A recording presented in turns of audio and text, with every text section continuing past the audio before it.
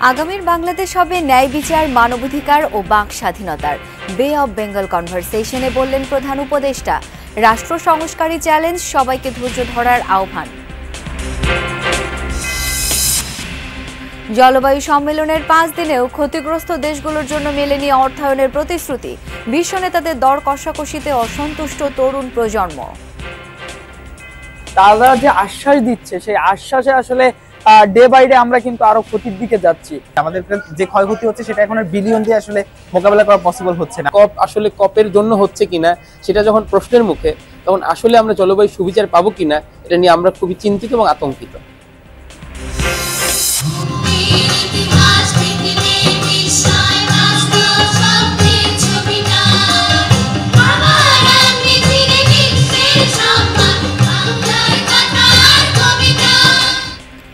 চারুকলার বকুলতলায় নবান্ন উৎসবে সুরের মূর্ছনা, নাচে গানে তুলে ধরা হলো গ্রাম বাংলার ঐতিহ্য, ছিল পিঠাপুলির আয়োজন।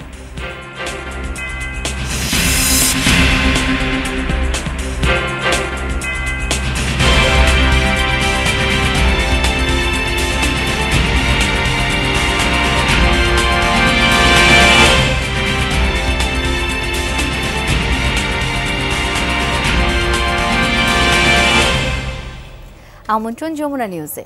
আগামীর বাংলাদেশ হবে ন্যায় বিচার, মানবাধিকার ও বাক স্বাধীনতার। সকালে হোটেল সোনারগাঁওয়ে বে অব বেঙ্গল কনভারসেশনে কথা বলেছেন অন্তর্বর্তী সরকারের প্রধান উপদেষ্টা ডক্টর মোহাম্মদ ইউনূস।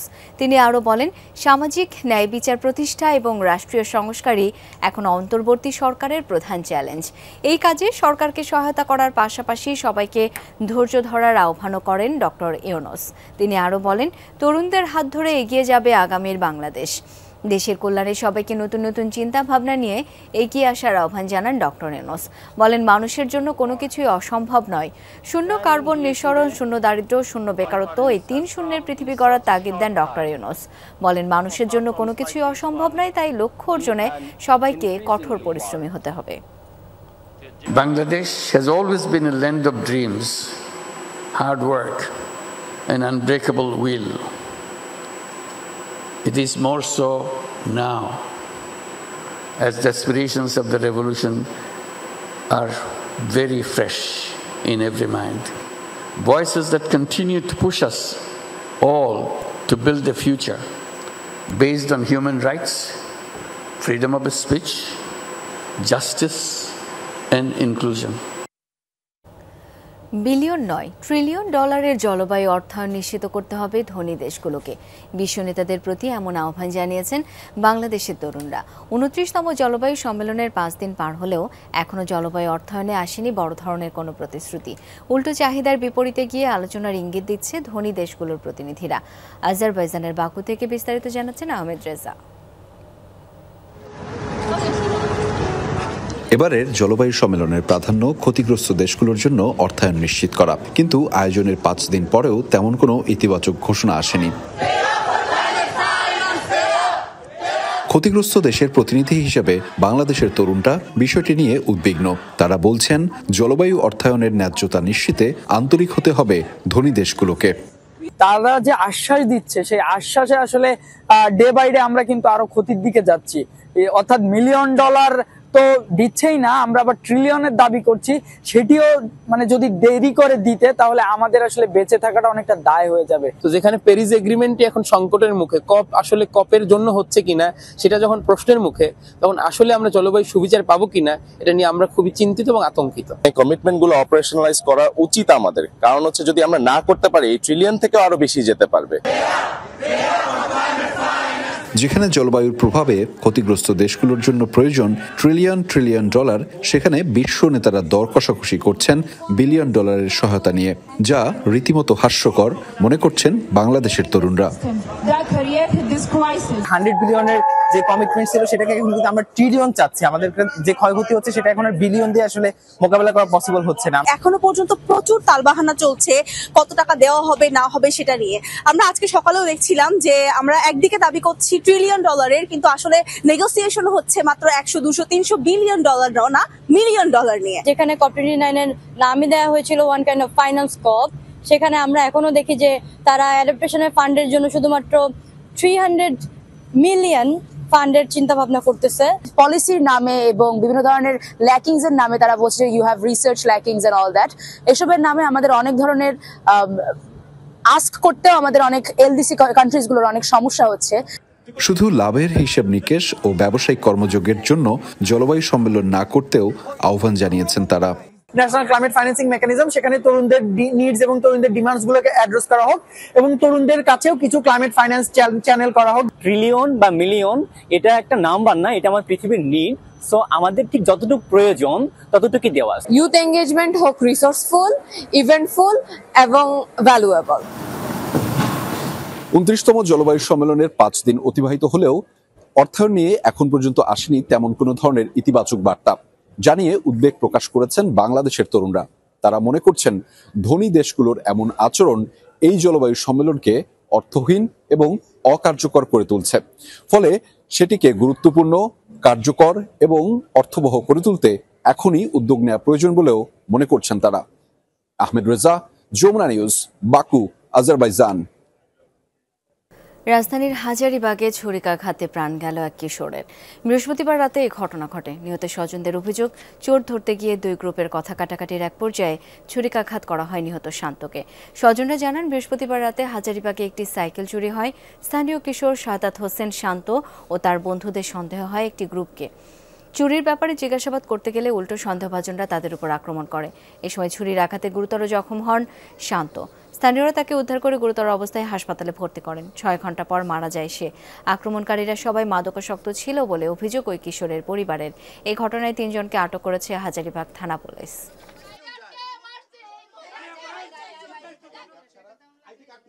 আমরা 3 জন ছিলাম, আমাদেরকে ঢুকায়া ভিতরে আটকায় দিছে।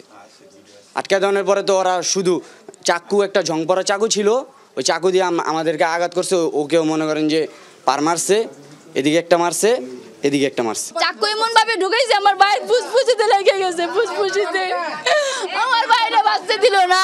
আমি চাই এখন সুস্থভাবে বিচার চাই, আমি ফাঁসি চাই, ফাঁসি চাই, আমি আর কিচ্ছু চাই না, ফাঁসি চাই। এই কিশোর গ্যাংয়ের আপনারা কিভাবে কি করবেন, এটা অবশ্যই আইনের আওতায় আনা উচিত। আইন প্রশাসন এখানে একটা দেখুক। বিদেশের মাটিতে মৃত্যু হলে চরম বিড়ম্বনায় পড়তে হয় প্রবাসীদের। মরদেহ দেশে আনা না গেলে দাফনের জন্য উচ্চ মূল্যে কিনতে হয় কবরের জমি। বিষয়টি সমাধানে এবার স্বল্প খরচে স্থায়ী কবরস্থানের ব্যবস্থা হচ্ছে যুক্তরাষ্ট্রে, যেটি হবে প্রবাসীদের জন্য সবচেয়ে বড় নিজস্ব কবরস্থান। যুক্তরাষ্ট্র থেকে ফিরে আরও জানাচ্ছেন বিশেষ প্রতিনিধি আব্দুল্লাহ তুহিন।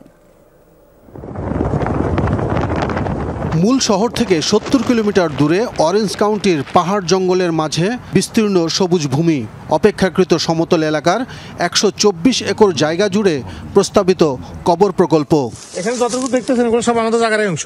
বর্তমানে বেশ কিছু কবরস্থানে বাংলাদেশি বিভিন্ন সমিতির নামে কেনা অংশে মরদেহ দাফনের সুযোগ থাকলেও সেটা অনেক ব্যয়বহুল। এখানে কবর আছে, বিভিন্ন কবর আছে এবং সেটা ব্যবসায়িকভাবে কবর আছে, কিন্তু সেগুলো বাংলাদেশিদের কোনো মালিকানা নাই। আর সেগুলো বিভিন্ন মুসলিম কবরস্থান আছে, খ্রিস্টান কবরস্থান আছে, চাইনিজদের আছে। বাংলাদেশি মুসলমানরা মুসলিম যেসব কবরস্থান আছে সেগুলোতে ব্যক্তিগতভাবে বা সাংগঠনিকভাবে, সাংগঠনিক মানে বিভিন্ন সমিতি যারা আছে তাদের মাধ্যমে 200, 300, 400 কবর কিন্তু। তো এটা দীর্ঘদিন ধরে কবর কেনার কারণে মানুষ তো মরেছে এবং করোনার সময় প্রচুর মানুষ মারা গেছে। স্বাভাবিক কারণে এই কবরগুলোর সংখ্যা কমে গেছে। আর বাংলাদেশিরা দীর্ঘদিন ধরে দেখছে যে এখানে যেহেতু সংখ্যা বাড়তেছে তাদের তো কবর লাগবে। সেই কারণে চিন্তা থেকে বিভিন্ন সোসাইটির চিন্তা থেকে এগুলো মাথায় এসছে এবং নোয়াখালী সোসাইটি সেদিক থেকে এগিয়ে গেছে। কোনো সমিতির সদস্য না হলে সাধারণ প্রবাসীদের জন্য তাৎক্ষণিক কবরের জায়গা কেনা অত্যন্ত কঠিন। আমাদের এখানে যে হাইয়েস্ট পয়েন্টটা দেখতেছেন, হাইয়েস্ট পয়েন্টে আমাদের বিল্ডিংটা হবে। তারপরও অঙ্গরাজ্য ভেদে জনপ্রতি পরিশোধ করতে হয় $5,000 থেকে $15,000। এসব চিন্তা করে নোয়াখালী সমিতির সদস্য এই তরুণ ব্যবসায়ী মরদেহ দাফনের স্থায়ী উদ্যোগ নেন। যে নিউ ইয়র্ক সিটিতে ডেলি মনে করেন 4,000 থেকে 5,000 লোক মারা যেত। এমন সময় ছিল যে ডেলি 5,000 লোক মারা যেত নিউ ইয়র্ক সিটিতে। তখন আমরা মানুষের কবরের যে প্রয়োজনীয়তা তখন আসলে মূলত উপলব্ধি হয়েছে যে কবরের কত প্রয়োজন। মানুষের আগে বাড়ি কিন্তু ব্যবসা কিন্তু কোভিডকে কেন্দ্র করে মানুষ কবরের জায়গা কিনা শুরু করেছে। আমরা অনেক স্ট্রাগল করেছি কবরের জায়গা নিয়ে, এবং কি কোভিড পরবর্তী কবরের জায়গার দামটা অনেক বেশি বেড়ে গেছে।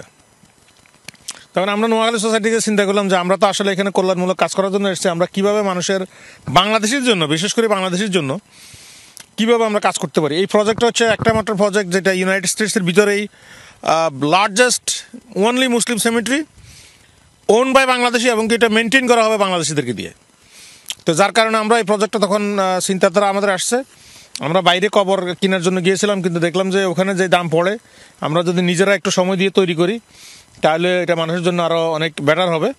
তবে জায়গা কেনাই শুধু নয়, সবচেয়ে বড় চ্যালেঞ্জ বিভিন্ন ধাপে পরীক্ষা নিরীক্ষা ও অনুমোদনের বিষয়টি। সেমেট্রি ডিজাইন, ইঞ্জিনিয়ারিং বিভিন্ন যে টেস্টগুলো করেছি ওই টেস্টের জন্য, প্লাস আপনার যে আমরা যে কন্ট্রাক্টটা করেছি ওই সব কিছু মিলে আমরা অলমোস্ট $5 মিলিয়ন খরচ করছি। আবার আপনারা দেখতেছেন এখানে এখনও কোনো ডেভেলপমেন্ট হয় নাই, এখানে রাস্তা বানাইতে হবে, গ্যারেজ বানাইতে হবে। আমরা ওই পাশে একটা বিল্ডিং করব যেখানে 150 লোকের নামাজ পড়ার জায়গা থাকবে। তো এই কষ্টটা আমাদেরকে কভার করতে হবে, প্লাস আমরা যারা কাজ করবে তাদেরকে ফেরত দিতে হবে, মেনটেন করতে হবে। আমরা মূলত এটা সার্ভিস, কিন্তু এটা ব্যবসার জন্য না, কিন্তু আমাদের এক্সপেন্সটা আমাকে কভার করতে হবে। আমরা চেষ্টা করবো এটাকে মিনিমাম রাখার জন্য। সবকিছুর অনুমোদন চূড়ান্ত হলে আগামী 6 মাসের মধ্যে এই কবরস্থানের কার্যক্রম শুরু হবে বলে আশা উদ্যোক্তাদের, যেখানে প্রথম ধাপে 25,000 মরদেহ দাফনের ব্যবস্থা থাকবে। পেছনের এই বিস্তীর্ণ জায়গা শুধু নয়, এর আশপাশে এবং আমারও পেছনে যে জায়গাগুলো আছে, এই সব জায়গা মিলে প্রায় 1 লক্ষ কবরের সংস্থাপন হবে।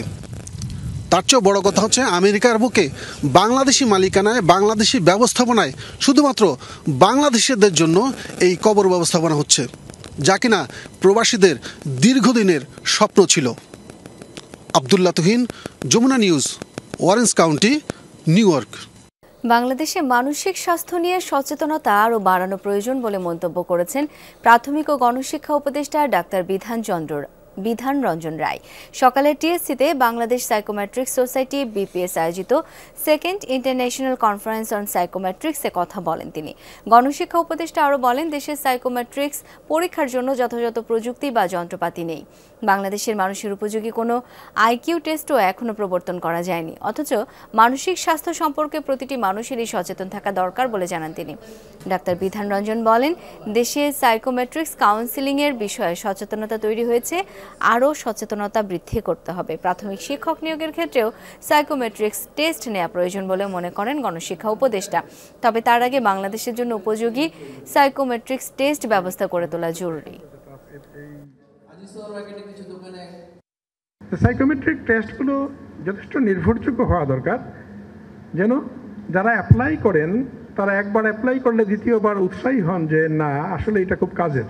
দেশের উপযোগী করে টেস্ট ডেভেলপমেন্ট করা, আর আরেক দিক দিয়ে হচ্ছে মানুষকে অ্যাওয়্যার করা যে আসলেই আমাদের এই টেস্টগুলোর অ্যাপ্লিকেবিলিটি কোথায় এবং করা দরকার। বর্ষা পেরিয়ে হেমন্তেও জলাবদ্ধতায় নাকাল ফরিদপুরের বোয়ালমারী পৌরসভার কয়েক হাজার মানুষ। অপরিকল্পিত ড্রেনেজ ব্যবস্থা, জলাধার ও খাল ভরাট করে বাসাবাড়ি নির্মাণে বাধাগ্রস্ত হচ্ছে স্বাভাবিক পানি প্রবাহ। বছরের অর্ধেক সময় জলাবদ্ধতা থাকায় নারী ও শিশুদের নিয়ে বাড়ছে উৎকণ্ঠা। ফরিদপুরের বোয়ালমারী পৌরসভার চিত্র এটি। প্রায় 3 মাস আগের ভারী বর্ষণে সৃষ্ট জলাবদ্ধতায় এখনো ডুবে আছে রাস্তাঘাট, বাসাবাড়ি। দুর্ভোগে দিন কাটাচ্ছেন স্থানীয়রা। পৌরসভা গঠনের পর থেকে আর সংস্কার হয়নি ড্রেনেজ ব্যবস্থার। এছাড়া দখল দূষণে বেহাল দশা খালগুলোর। এতে বছরের অর্ধেক সময় জলাবদ্ধ থাকায় বাড়ছে মশার উপদ্রব সহ নানা রোগবালাই। ছেলেমেয়ে চলতে পারে না, স্কুলে যেতে পারে না, এরকম চলা যায়। পানি এভাবেই রয়েছে, পানি শুকাবে রোদ ধরে, তাই পানি যাওয়ার কোনো ব্যবস্থা নাই আমাদের এই জায়গা। ড্রেনটা আছে, এটা সাইডের জমিন ছাড়া উঁচু, এখান দিয়ে কোনো পানিও যায় না। আমাদের ঘরে পানি উঠে গেছে, আমরা স্কুলে যাই যে সময় জামা কাপড় হাতে নিয়ে রোডের পর পরে তারপর স্কুলে যাই, আবার স্কুলে এসে জামা কাপড় খুলে ঘরে নেয়। সরকারি জায়গায় মালিকানা দখল হয়েছে, এইগুলো উচ্ছেদ করে প্রশাসনের দায়িত্ব এখন আছে ইউনো মহোদয়, তিনি পারমাত্র এটা সমাধান করতে। দায়িত্বভার গ্রহণের পর জলাবদ্ধ এলাকা পরিদর্শন করেছেন উপজেলা নির্বাহী কর্মকর্তা। তবে অপরিকল্পিত ঘরবাড়ি নির্মাণ, ব্যক্তি মালিকানাধীন জমির মধ্য দিয়ে ড্রেনেজ ব্যবস্থা নির্মাণে অনাপত্তিপত্র না দেয়ায় সমস্যার সমাধান হয়নি বলে দাবি পৌর প্রশাসকের। আমরা যখন ড্রেনগুলো করতে যাচ্ছি, শেষ করতে যাচ্ছি, দেখি যে আমাদের মানুষের বাড়িঘর অপরিকল্পিতভাবে হওয়ার কারণে আমরা সেগুলো করতে পারছি না। কয়েক বছরের মধ্যেই পুরো বোয়ালমারী পৌরসভা এরিয়ার সব জায়গায় জলবদ্ধতার সমস্যার সমাধান হবে। জলাবদ্ধতা নিরসনে টেকসই ড্রেনেজ ব্যবস্থা সহ নগরায়ন গড়তে স্থায়ী পরিকল্পনা বাস্তবায়নের দাবি পৌরবাসীর। সাইফ আহমেদ, যমুনা নিউজ। প্রাচীনতম উৎসব নবান্ন। হেমন্তে নতুন ধান ঘরে তোলার তোড়জোড় চলে গ্রাম বাংলায়। সংস্কৃতির সেই অবিচ্ছেদ্য অংশ নবান্নের রং লেগেছে রাজধানী ঢাকাতেও। নবান্ন উৎসব উদযাপন পরিষদের আয়োজনে সকাল 7টায় চারুকলার বকুলতলায় শুরু হয় নবান্ন উৎসব 1431। বাঁশি সুরে শুরু হয় নবান্ন বরণ। এরপর একে একে চলে নাচ, একক ও দলীয় সঙ্গীত আর কবিতা আবৃত্তি। উৎসবে অংশ নেওয়াদের জন্য ছিল পিঠাপুলির আয়োজনও। 2 পর্বের এই আয়োজনের প্রথম পর্ব শেষ হয় সকাল 10টায়। দ্বিতীয় ধাপের আনুষ্ঠানিকতা হবে বিকেল 3টা থেকে রাত 8টা পর্যন্ত। গ্রাম বাংলার প্রাচীনতম এই সংস্কৃতি মানুষের মধ্যে ছড়িয়ে দেওয়ার উদ্দেশ্যেই উৎসবের আয়োজন বলে জানান সংশ্লিষ্টরা।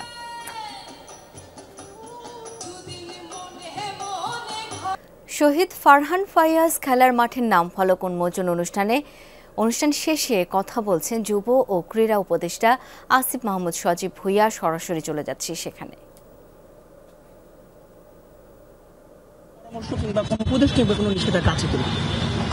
দেখুন, ক্রিকেট বোর্ড একটা অটোনমাস বডি।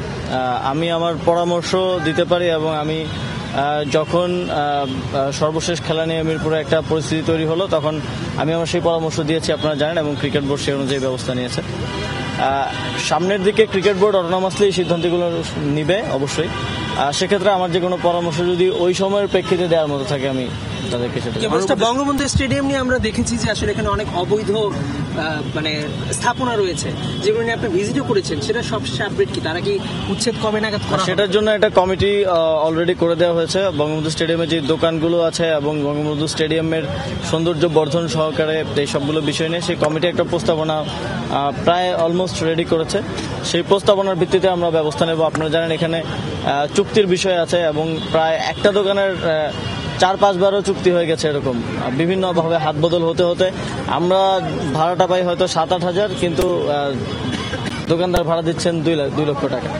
তো সেটার সমন্বয়টা কিভাবে হবে এবং আমরা একটা দাম নির্ধারণ করে দিব যাতে আমাদের এই আয়ের অর্থটা আমরা আবার ফেডারেশনগুলোর আর্থিক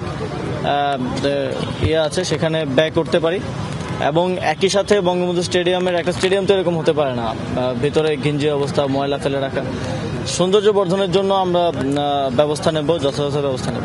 মাননীয় উপদেষ্টা, আমার 2টা কোশ্চেন আছে। একটি হচ্ছে যে বিভিন্ন উপজেলায় কিছু স্টেডিয়াম করা হয়েছিল, শেখ হাসিনা মিনি স্টেডিয়াম, ওগুলো নিয়ে আপনারা কি চিন্তা করছেন? এবং আরেকটি বিষয় যেটা হচ্ছে যে আমরা শহীদদের পূর্ণাঙ্গ তালিকা কবে নাগাদ আশা প্রকাশ করি। ক্রীড়া উপদেষ্টার কথা শুনছিলাম সরাসরি। দর্শক, এই ছিল যমুনা নিউজে।